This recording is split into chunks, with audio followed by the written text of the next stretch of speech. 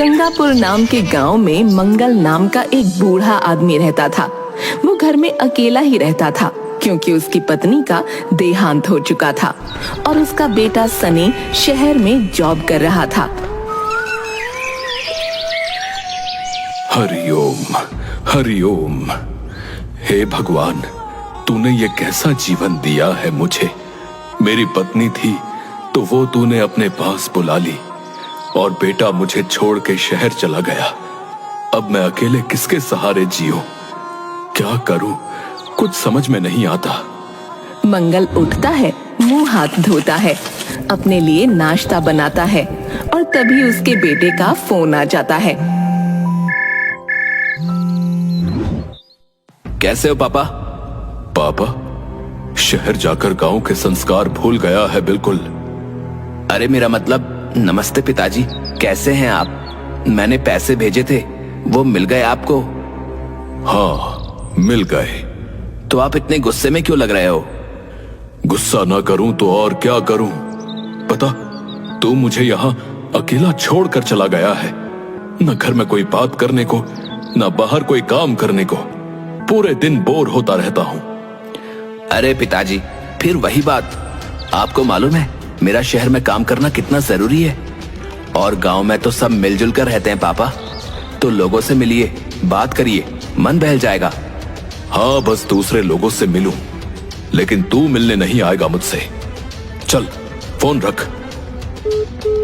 मंगल गुस्से में फोन रख देता है और बाहर टहलने निकल जाता है। खुद का बेटा होते हुए बाप दूसरों से बात करे, ये दिन देखने से पहले मैं मर क्यों नहीं गया। अरे ये क्या हो रहा है? रघुवीर किसको मार रहा है?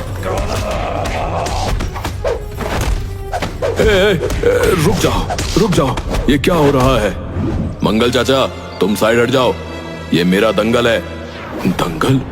ऐसे भला कौन सा दंगल होता है? तुम तो उसे मार रहे हो। मुझे बचाओ मंगल चाचा, एक औरत ने मेरे ऊपर चोरी का झूठा इल्जाम लगाया था। मैंने इन्हें बताया भी कि ये झूठ है, लेकिन इन्होंने कहा कि इसका फैसला दंगल से होगा और मुझे मारने लगे। रघुवीर गंगापुर के प्रधान मोहनदास का भाई था। वो एक पहलवान था और हर समय अपनी पहलवानी लोगों पर दिखाता रहता था।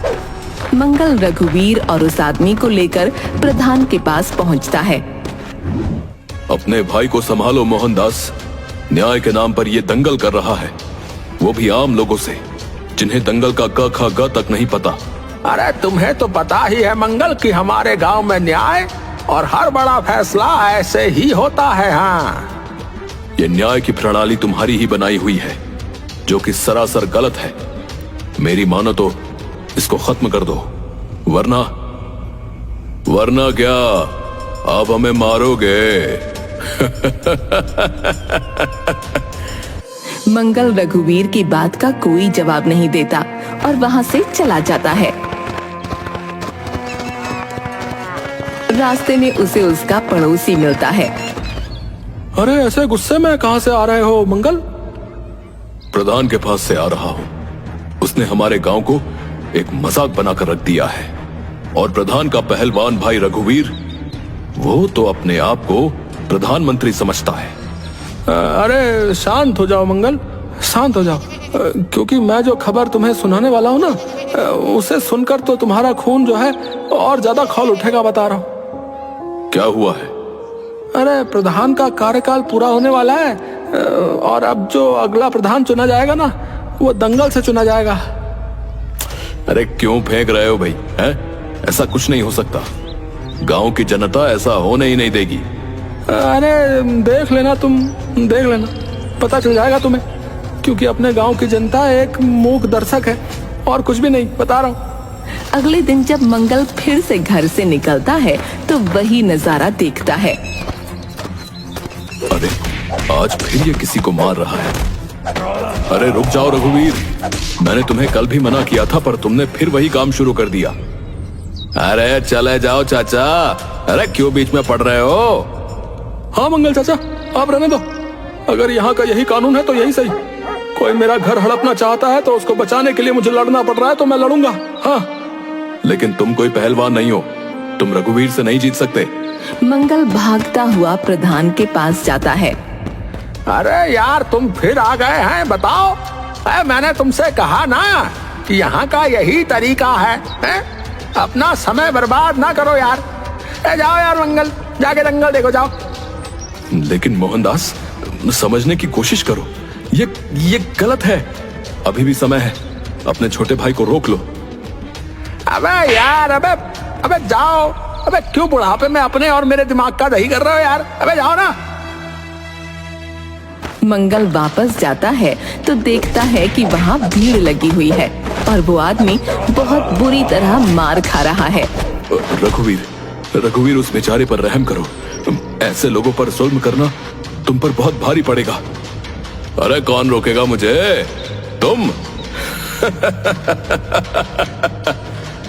और ये कहते हुए रघुवीर उस आदमी को उठाकर पटक देता है, जिसके बाद वो नहीं उठ पाता और हार जाता है। आसपास खड़े सभी लोग हंसने लगते हैं। तुम लोगों को ये चीज मजाक लग रही है? यहाँ खड़े होकर हंस रहे हो आराम से। कल इस आदमी की जगह तुम भी हो सकते हो, याद रखना।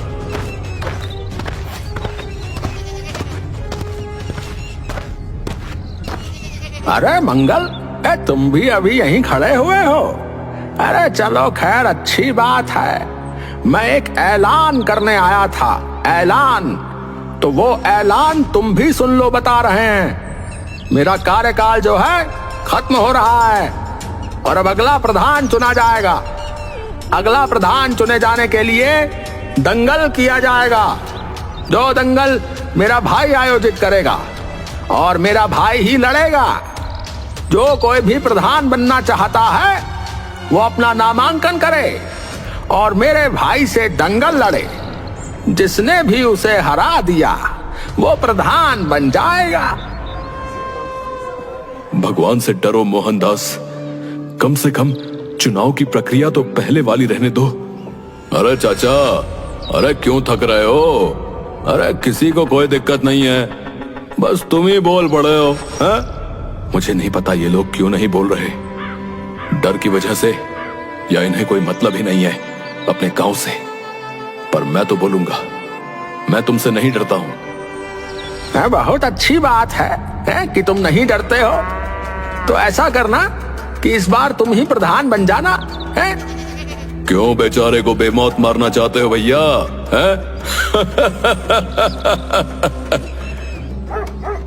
रघुवीर और मोहनदास हंसते हुए वहां से चले जाते हैं। मंगल सबको समझाना शुरू करता है कि उन्हें उसके खिलाफ आवाज उठानी चाहिए। तुम लोग ऐसे हाथ पे हाथ धरे मत बैठे रहो। रघुवीर के खिलाफ ये दंगल लड़ो और प्रधान बनो। अरे चाचा, अरे तुम्हें मालूम भी है कि रघुवीर के खिलाफ कोई नहीं खड़ा हो सकता। वो हम सबको धोबी पछाड़ देगा।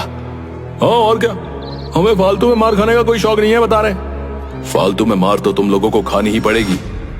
अगर मोहनदास दोबारा प्रधान बन गया तो बस फर्क ये है कि अगर अभी मार खा लोगे तो शायद जीत जाओ और दोबारा मार न खानी पड़े। मंगल उन सबको बहुत समझाता है, पर वो लोग मंगल की बात नहीं मानते। आखिरकार मंगल ही रघुवीर के खिलाफ लड़ने को तैयार हो जाता है।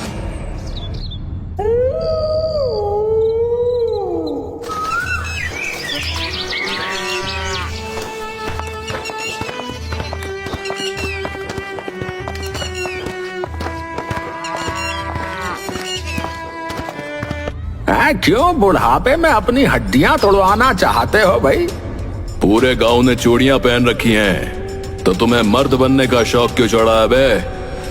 मंगल ऐसा ना करो, तुम्हें भी पता है तुम जीत नहीं सकते।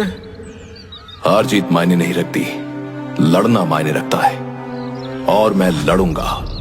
रघुवीर और मंगल आमने सामने आ जाते हैं।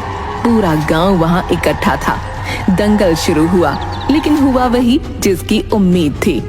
रघुवीर ने मंगल को उठाकर पटक दिया। लो, बस हो गया काम। बड़े आए रघुवीर को हराने वाले।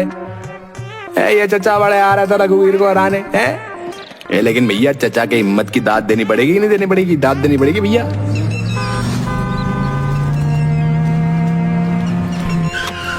पिताजी, ये क्या हो रहा है? मेरा बेटा। अपने बेटे को सामने खड़ा देखकर मंगल का सारा दर्द छूमंतर हो गया।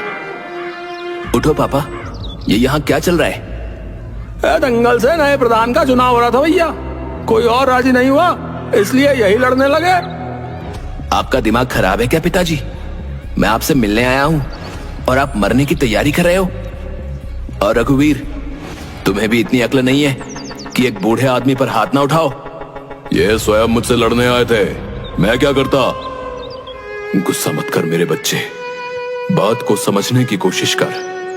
हमें इसको यहां से हटाना है, वरना ये हमारे गांव को बर्बाद कर देगा। तो आप लड़ोगे क्या, वो भी इस उम्र में? चलो बहुत हुआ, घर चलो। घर जाकर भी मंगल सनी को समझाने की कोशिश करता है और सनी उसकी बात सुनने को तैयार नहीं था, लेकिन मंगल की जिद के आगे उसे झुकना ही पड़ता है। अच्छा ठीक है, मैं आपकी बात समझ रहा हूँ, तो आप चाहते क्या हो? मैं चाहता हूं कि इन लोगों की ये गुंडागर्दी खत्म हो, ताकि गांव में सब सुकून से रह सके। और उसके लिए किसी को रघुवीर को दंगल में हराना पड़ेगा। मैं चाहता हूं कि तू ये दंगल लड़े और रघुवीर को हराए। मुझे तो दंगल के दाव पेच भी नहीं आते। मैं सिखाऊंगा ना तुझे। तू भूल गया क्या कि मैं अपनी जवानी में पहलवान था? हाँ वो मुझे याद है, लेकिन मैं कैसे पापा? तू बस हाँ बोल। तुझे सिखाने की जिम्मेदारी मेरी है। गांव के लिए ना सही, पर कम से कम अपने बाप का बदला लेने के लिए ही हाँ बोल दे। सनी हाँ कर देता है और फिर मंगल जाकर रघुवीर को सबके सामने एक और दंगल की चुनौती देता है। ओ, तुम फिर आ गए क्या चच्चा? मेरे हाथों मर गई मानोगे क्या? इस बार मैं तुमसे लड़ूंगा। गांव का कोई इंसान मुझसे लड़ नहीं पा रहा और तुम इस शहरी बाबू को ले आए हो। चलो ठीक है, मुझे क्या, मैं तो हमेशा लड़ने को तैयार हूं। मंगल सोच लो मंगल, तुम रघुवीर को जानते हो ना? मैंने सब सोच समझ लिया है। मेरा बेटा ही रघुवीर को हराएगा, लेकिन तैयारी के लिए हमें कुछ समय चाहिए। अगले महीने की इसी तारीख को दंगल होगा। ठीक है, मुझे मंजूर है। अब 1 महीने तक मंगल सनी को दंगल लड़ना सिखाता है। वो उसकी कड़ी ट्रेनिंग करवाता है और फिर आखिरकार दंगल का समय आ जाता है। अरे ये मंगल चाचा जो है पागल हो गए, बता रहा हूँ। अरे अपने बेटे को शहीद करवाना चाह रहे हैं। सबको पता है रघुवीर के खिलाफ कोई नहीं जीत सकता भैया। सही कहा तुमने, आज सारा गांव इनके बेटे की मौत देखेगा। आओ रघुवीर, आज फैसला हो ही जाएगा। आजा कन खजूरे, आजा। रघुवीर को नहीं पता था कि सनी के दोनों हाथों में मिट्टी है। वो आगे बढ़कर सीधे रघुवीर का चेहरा पकड़ लेता है, जिससे सारी मिट्टी उसकी आंखों में चली जाती है। मेरी आंखें। चुप कर साले, आजा तुझे सबक सिखाऊं। अरे ये सनी भैया ने तो रघुवीर को पीछे से पकड़ लिया। अरे ये रघुवीर कुछ कर नहीं पा रहा भैया। क्या सनी जीतने वाला है? और उसे उठाकर ऐसे पटकता है जिससे उसकी गर्दन में चोट आ जाती है और फिर वो उठ नहीं पाता। उसके बाद सनी फौरन अपना मुंह भी जमीन में रगड़ देता है, जिससे उसकी आंखों में मिट्टी चली जाए। रघुवीर, अरे उठो भाई, अरे तुम हार नहीं सकते। मेरी गर्दन टूट गई है, मैं उठ नहीं पा रहा हूँ। इस सनी ने मेरी आंखों में मिट्टी डाल दी। झूठ मत बोलो रघुवीर, लड़ते हुए हम दोनों की आंखों में मिट्टी गई है। मुझे भी कुछ नजर नहीं आ रहा है। मोहनदास, हार मान लो, मेरा बेटा जीत गया है। इस बुढ़े ने इसे ये सब कैसे सिखा दिया? अरे बेटा, मैं भी अपने जमाने में पहलवान था और तुझसे बेहतर ही था। पर मैंने कभी तेरी तरह लोगों पर जुल्म नहीं किया।